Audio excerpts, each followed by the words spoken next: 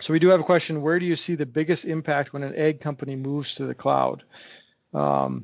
Keith, you want to take that one? Sure. I think mostly total cost ownership, right? Because just you don't have your server farm, you don't have your security people, so kind of reducing or eliminating that and saying, hey, we're in the cloud now.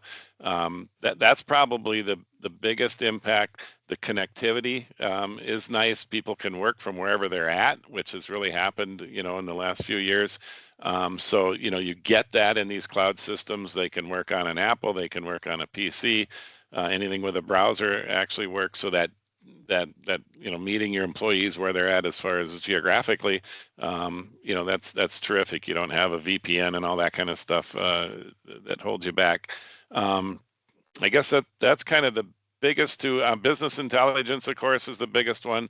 Better insights into your data.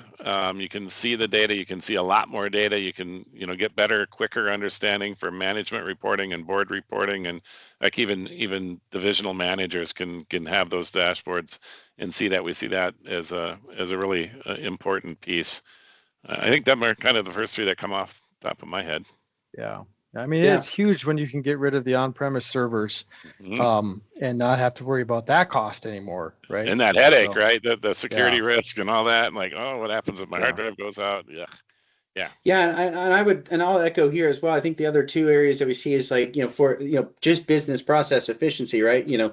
We hear all the time like, hey, it takes me a week to close my books at the end of the month. Like that is a week of my entire finance team or my CFO or controller, or whoever's doing it, right, being out of pocket to help the business and help make more decisions for, having to, reconcile and close books and try to get the month wrapped up. We've seen it cut down to, 48 hours, 3 days, something along those lines. And then I do want to harp again, Keith, on as well as on like the reporting, right? You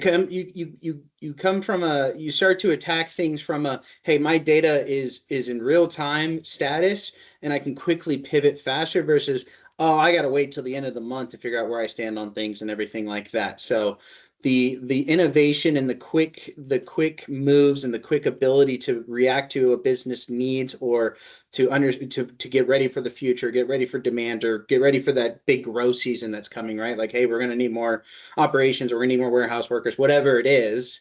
With having good data and having faster and near real time reporting, it makes you, you don't become quite as reactive, you become more proactive. That's a big key.